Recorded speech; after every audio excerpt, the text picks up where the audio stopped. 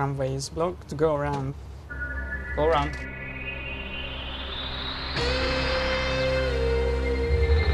Engine fire stopped. Continue. Gear up, silence the bell. We have fire. Identify. You have fire.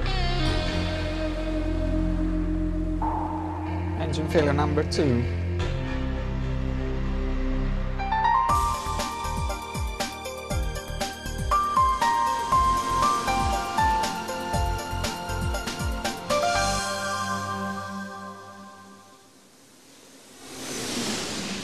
Flying is much safer than you might think.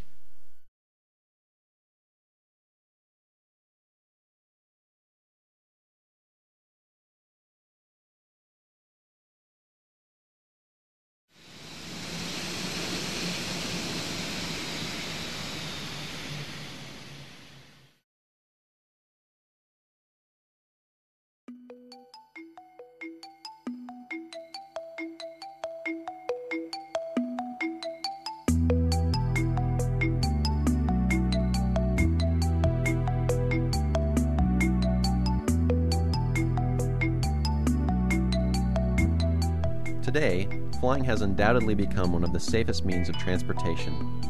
Traveling on an airliner is more than 2,000 times safer than driving your car to the airport.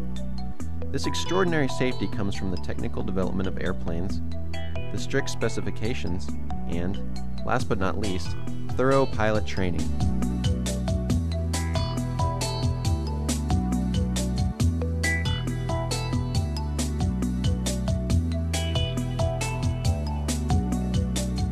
You might think that the profession of pilots and flight attendants is what you can see on each flight or in some movies. This, however, is just the tip of the iceberg. Few of us know that the smiling flight attendants serving us drinks are not there primarily to look after our comfort, but rather to ensure our safety. And behind the scenes, they regularly practice how to handle emergencies.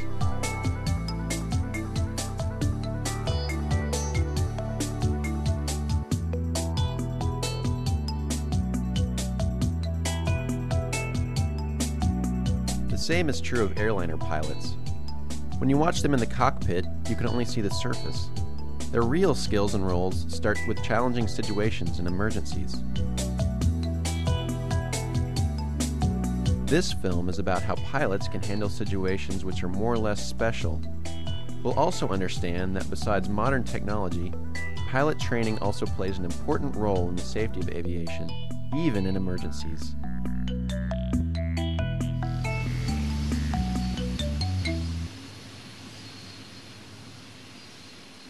Flying is much safer than you might think.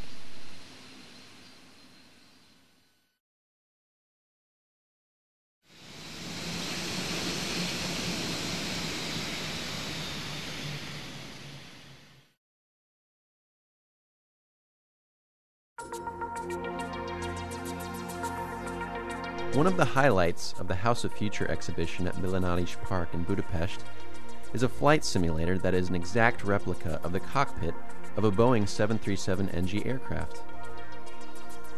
The displays and over 100 switches of the cockpit work exactly the same way as in the real thing.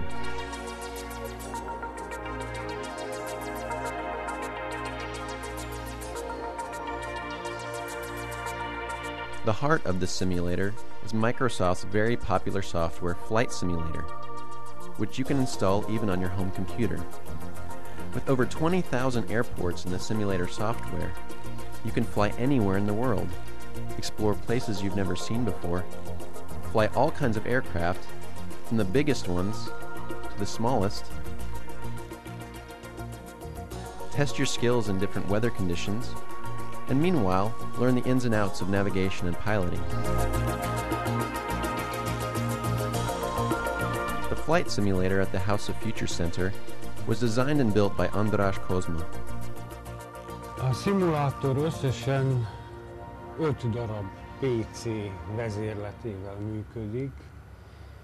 Az 5 PC közül egy az, ami magát a tájat, tehát a flight szimulátort dirigálja, és az összes többi a cockpit különböző funkcióit, a repülőgép szerkezeti dolgait rakja össze egy kerek egészé.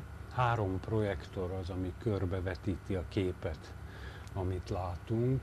Mint szimulátorról tulajdonképpen azt mondhatjuk el, hát mindenek előtt azt, hogy nem mozog, tehát nincsenek hidraulikus elemei, viszont az eredeti repülőnek 90-95%-a az, amit gond nélkül szimulálni tud, amiben beletartoznak természetesen a különböző rendszerek egymásra való hatásai is. Azaz, hogyha valaki egy ilyen szimulátoron akarja az eredeti gép repülését megtanulni, én azt hiszem, hogy viszonylag elég könnyű dolga van.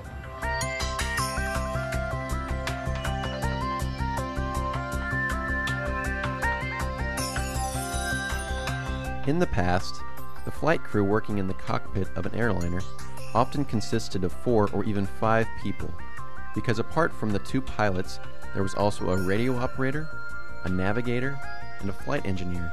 So almost every set of instruments required an additional crew member on these aircraft. So papers on board. Before start procedure, please. Thanks to modern technology, today's airliners are flown by only 2 pilots, who can handle every task required to operate the aircraft safely.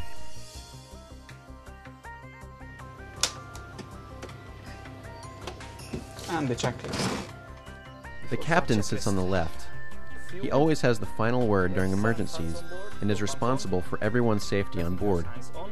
The captain can take control of the aircraft at any time and has the right to change the flight route if necessary.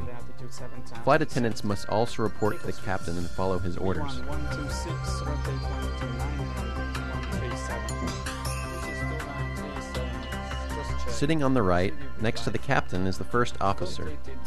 Although he's below the captain in rank, he is also fully trained to fly the aircraft by himself. Takeoff briefing is completed.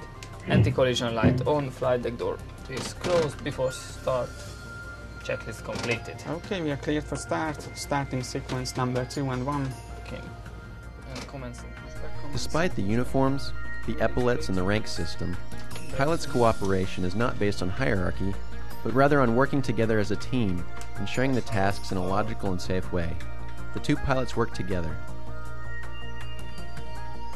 In addition to sharing the tasks according to precisely laid out procedures, the pilots always check each other to eliminate any mistakes.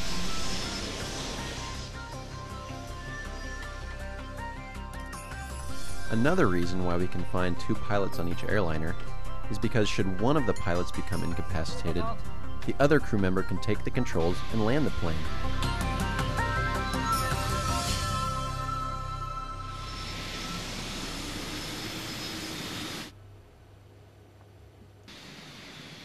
The procedures and tasks to be carried out by each pilot are precisely described in what is called multi-crew cooperation, or MCC for short. The details of these procedures vary from airline to airline, but the basic safety principles remain the same. One of these basic rules is that only one of the pilots can fly the aircraft at any given time. Imagine what it would lead to if cars had 2 steering wheels and the 2 people in the front seats had no idea which one of them was actually driving.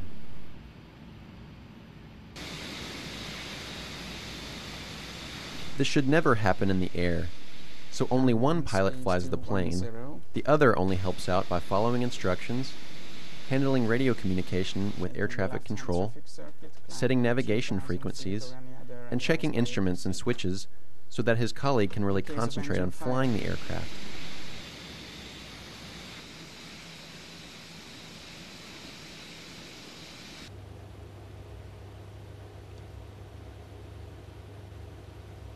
The pilot who is flying the aircraft is called pilot flying, or PF, while the other crew member is referred to as the pilot monitoring, or PM. These roles are usually swapped after each landing. If, for example, on an outbound flight the captain is the pilot flying, and the first officer takes the role of the PM, the assisting pilot, then on the return flight the first officer flies the plane from the right seat with the captain assisting. Line up. Line up. Left side clear. Right side clear.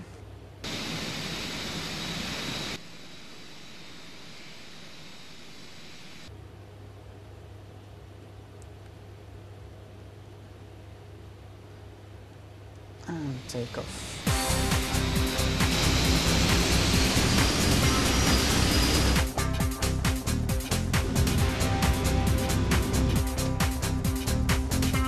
Use takeoff thrust set.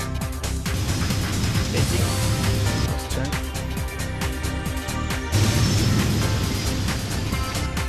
One And rotate.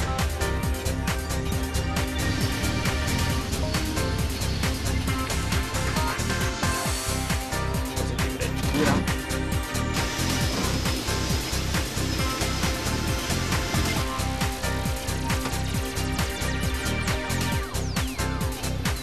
Thousand. And one speed 210.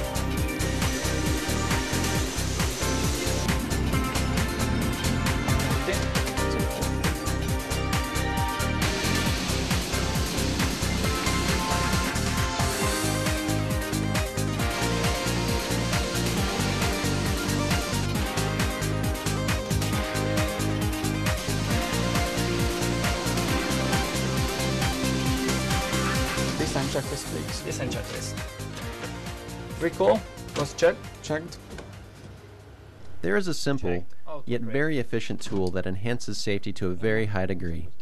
Checklists. Okay. Checklists, which are compulsory, help pilots check the correct positions of important switches, set up various instruments, and perform certain tasks in each phase of flight, and on every flight. Checklists are always read out by the assisting pilot. And the landing checklist. Landing checklist.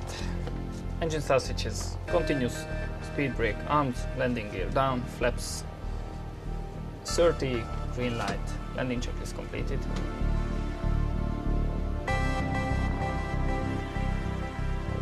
Checklists must be used before starting the engines, after engine start, before takeoff, after takeoff, when approaching the airport, before landing, and after shutting down the engines. Checklists play a very important role. Repeated tasks are carried out routinely in the cockpit day after day, so checklists help maintain pilots' attention and alertness. Minimum contact landing.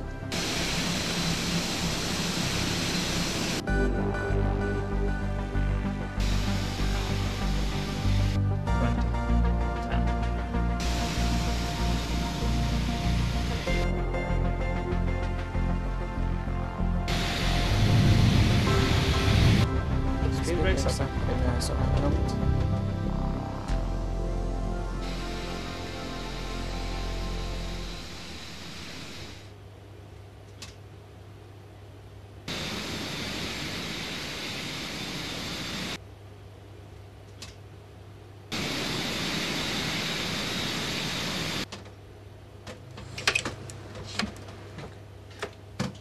Shut down.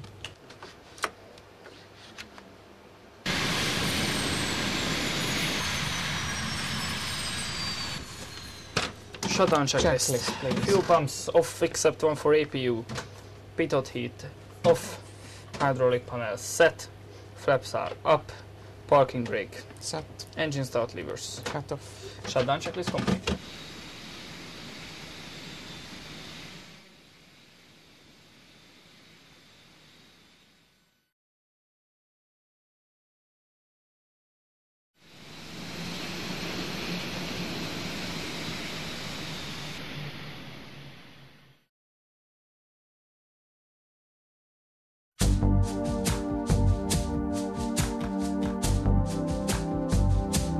The question of why airplanes can fly is answered by the complex equations of aerodynamics. But as a simplified summary, we can say it's the wings, more precisely, the air moving around the wings and not the engines that keep an airplane airborne. So the secret is the shape of the wing, or rather the fact that air travels a shorter distance below the wing than past its upper surface. Air that moves faster is more tenuous, therefore its pressure is lower. As a result, an upward force called lift is generated on the upper surface of the wings. This force moves the wings and whatever is attached to it upwards, and thus the aircraft can stay in air. All you need for this to work is speed or moving air.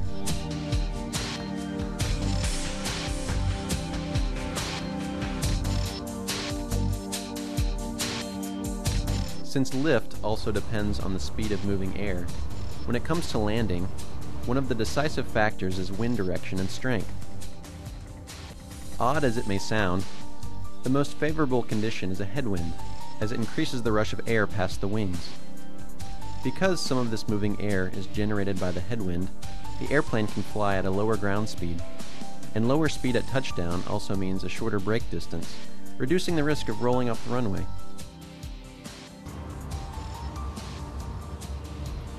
+5. This is why backwind, called tailwind, should be avoided, as its effect would be just the opposite. To maintain the required rush of air around its wings, and thus generate enough lift, the plane would have to fly faster. This would increase the touchdown speed, making it harder to stop. However, things are not always this simple. A runway has only two directions, and the wind may blow at an angle to the runway direction, or even perpendicular to it. This is called a crosswind. Under such conditions, the airplane can't approach the airport in the usual way, which means crossing the extended runway center line and then turning towards the runway. This technique wouldn't work in a crosswind, because the aircraft would constantly get blown off the runway center line, and the pilot would have to keep correcting the heading. To stay on the required straight course during a crosswind landing, pilots use a special technique called crab landing. The basic idea of the crab landing technique is to turn the nose of the airplane into the wind to compensate for the drift caused by the crosswind and to stay on the extended center line of the runway.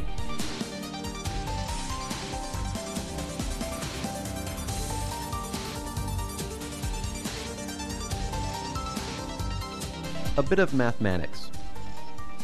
If the landing course is 360 degrees, that is exactly north, the speed of the aircraft during the approach is 140 knots, and the wind is blowing from the west at 30 knots, then correcting the vectors gives us the required heading adjustment, the alpha angle.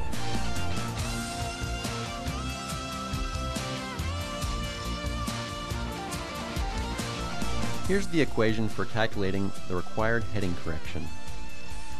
Beta is the angle between the designated course, called the runway heading, which is north, and the wind direction, west. W stands for wind speed, and TAS means the speed of the airplane. The equation yields the heading correction, the alpha angle, which is about 12 degrees. So the pilot must point the nose of the airplane 12 degrees left of the final course to stay on the required track to the runway.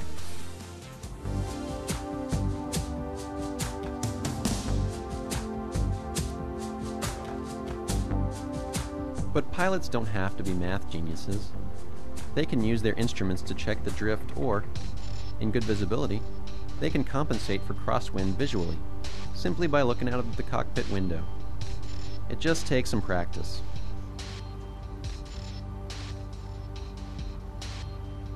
Gear down. Gear down.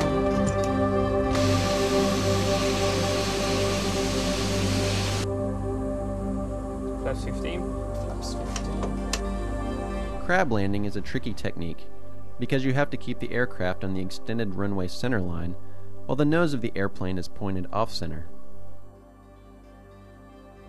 Let's see a crosswind landing in the simulator. For the demonstration, we have set a very strong crosswind of 40 knots at the airport in Stuttgart, Germany. The airport has only one runway, so in reality, and in such extreme wind conditions, safety would come first, and approaching planes would either wait or divert to another airport. But in the simulator, we can just go ahead and try to land.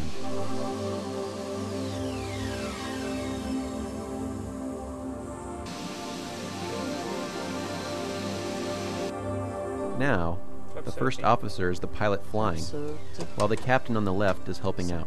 Set VREF plus additive. Check. meter plus dam set. VREF is the minimum safe speed at which an airplane can stay airborne during landing. To be on the safe side, pilots always choose a slightly higher speed to prepare for any unexpected gust of tailwind. Landing checklist starts, which is continuous speed brake armed, landing gear, down 3 green, flaps, 30-30, green lights. The primary flight display, or PFD, in front of each pilot shows all the important flight data. The artificial horizon in the middle indicates the angle of the airplane relative to the horizon. On the left, you can see speed in knots. Your altitude is on the right side, with the little needle showing your current rate of climb or descent.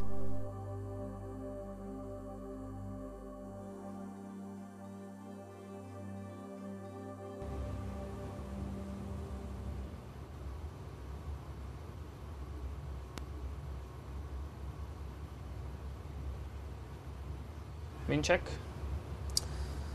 030 degrees, 40 knots. Things get quite tricky on touchdown.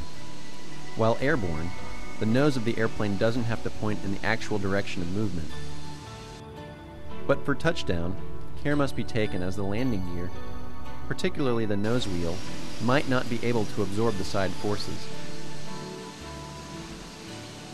When the nose wheel touches the runway, the nose of the plane must match the direction of travel, which is the actual ground course. The ailerons, the control surfaces on the wing, can't be used for this heading correction, as banking the plane left or right very close to the ground would be dangerous, and the wings should be kept level during touchdown. So pilots use their rudder pedals instead. Moving the pedals deflects the rudder, the huge vertical control surface in the tail, causing the nose of the airplane to move left or right. On touchdown, pilots use the rudder pedals to realign the airplane with the direction of travel. 400.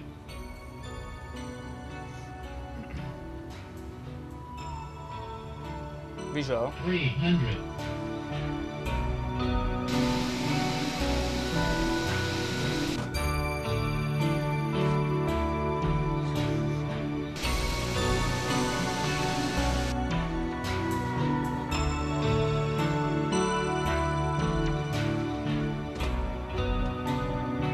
200.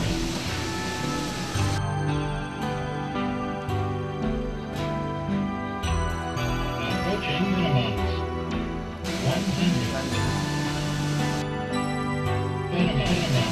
40. 30. 30. 20. 10.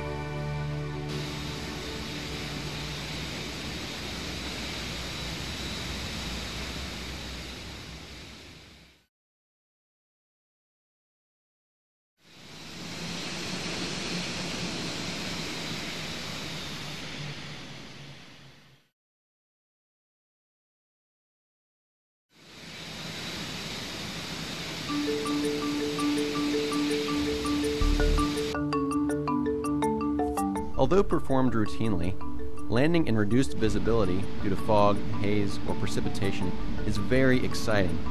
Today's modern airliners can land safely even in such weather conditions, but the procedure demands more attention than approaches flown visually in good weather.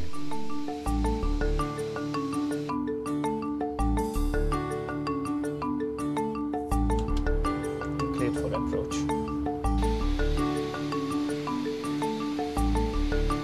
In the simulator, our pilots are now approaching Ferihegy Airport in Budapest, where we have set ground fog and visibility of about 200 meters.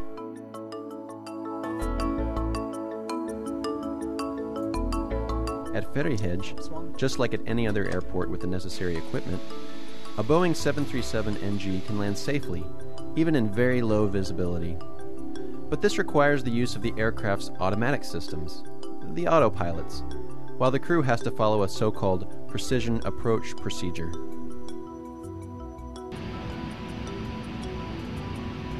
For precision approaches, there's a system called Instrument Landing System, or ILS. At airports equipped with ILS, special radio signals provide an invisible tunnel that can precisely guide an airplane down to the runway.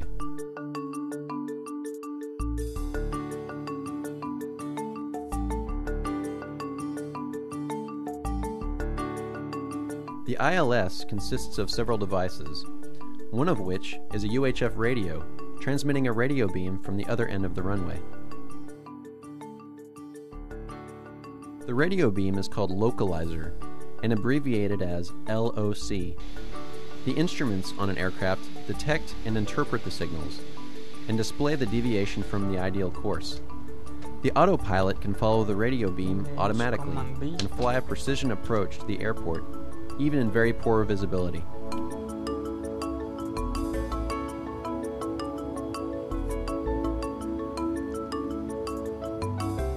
In the cockpit, at the bottom of the primary flight display, a magenta diamond moving on a horizontal scale shows the deviation from the localizer. When the diamond is at the middle, the aircraft is right on the final course. If the diamond moves to the left, the designated path is also to the left, so the aircraft should alter its heading to the left until the diamond is centered.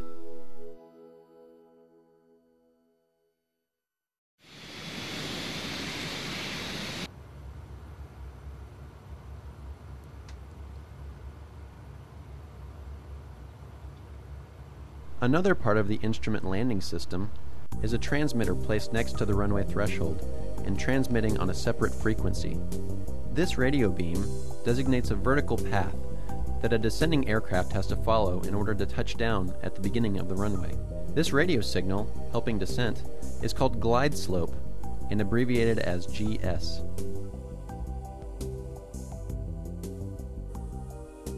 Deviation from the glide slope is shown by the magenta diamond moving up and down along the right side of the primary flight display.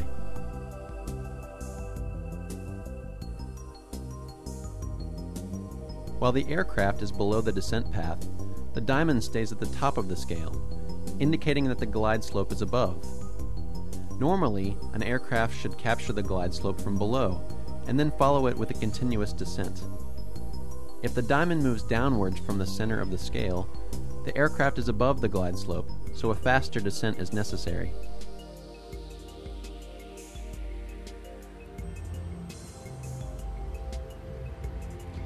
Localizer capture. Checked.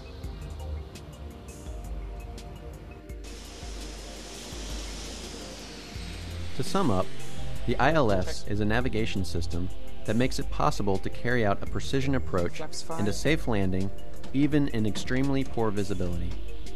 Both approach and the landing can be carried out automatically. ILS approaches have different categories. A Category 1 approach, or Cat 1, requires a minimum decision height of 200 feet, shown as DH in the table. This means that an aircraft flying a Cat 1 approach may descend to 200 feet. If at this altitude the runway is still not visible, pilots have to abort the approach and go around. RVR stands for Runway Visual Range, and it's used to describe the horizontal visibility along the runway. The minimum visibility for Category 1 is 550 meters. The rest of the approach categories have gradually decreasing decision heights and visibility minima. For example, the decision height for Cat 2 is 100 feet with a minimum visibility of 300 meters. Cat 3A approaches may be flown with a decision height of less than 100 feet and in less than 300 meters of horizontal visibility, whereas the decision height for a Cat 3B approach is only less than 15 feet or 15 meters. Cat 3C does not even have any minima and allows landings even in zero visibility. Our pilots are now flying a Cat 3B approach to runway 13 left at Ferihegy Airport, Budapest, Hungary.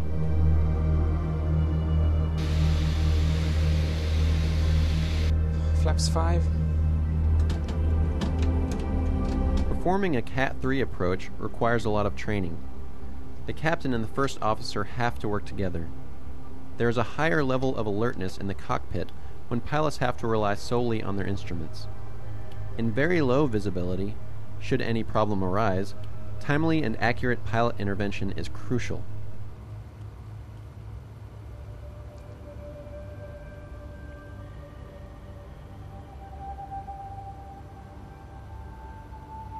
During a Cat 3 procedure, the aircraft flies automatically, with both the controls and engine thrust operated by automatic systems.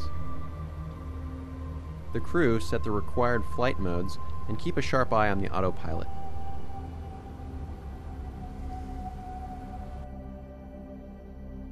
Approaching the localizer radio beam, the autopilot turns towards the final course and then keeps the airplane on the radio beam.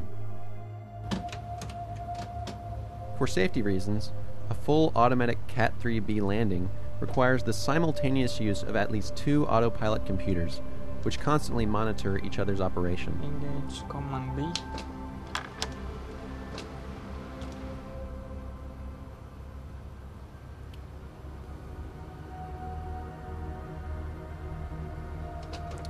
Gear down, flaps 15.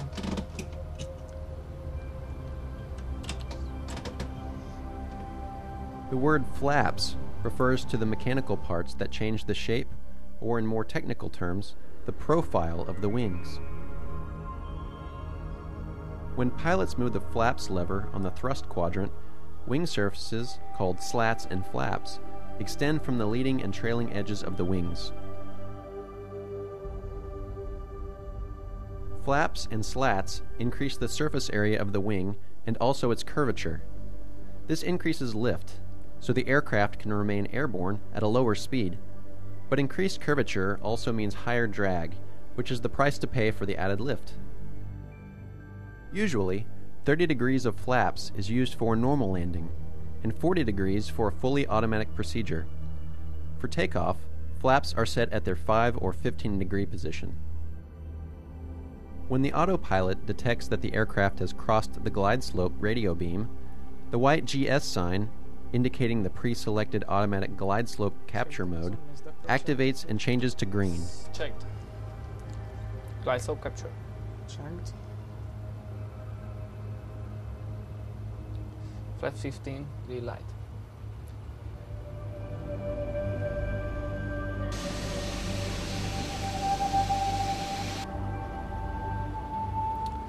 Flaps 30.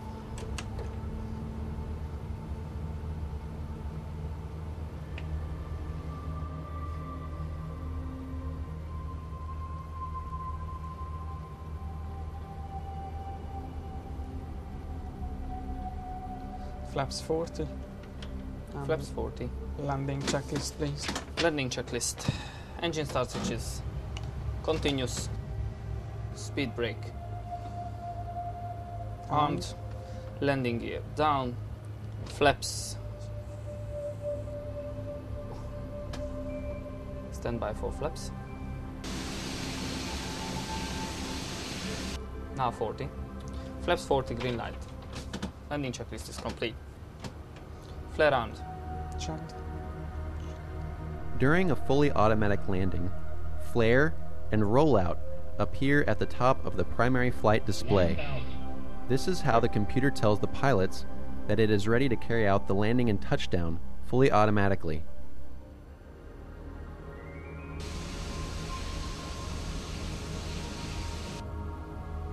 $500. 500. Checked. Close to the ground, pilots are helped by an instrument called the radio altimeter, or RA. This instrument emits radio signals downwards and calculates the exact altitude based on the reflected signals. The system also gives automatic altitude callouts to the pilots, which is the odd machine voice counting backwards in the cockpit. 400. At 150 feet from the ground, 100 feet from the decision height, both the first officer and the automatic systems warn the captain that a decision to land is imminent. The call-out is approaching minimums. 200. Approaching minimums. Approaching minimums. 100. At this point, the captain should look out of the window. If he can see the runway, he should announce landing and land the airplane manually, or simply let the autopilot finish the job. 60. Minimums. Minimums. 40. And you contact 30. landing. 20. 10. 10.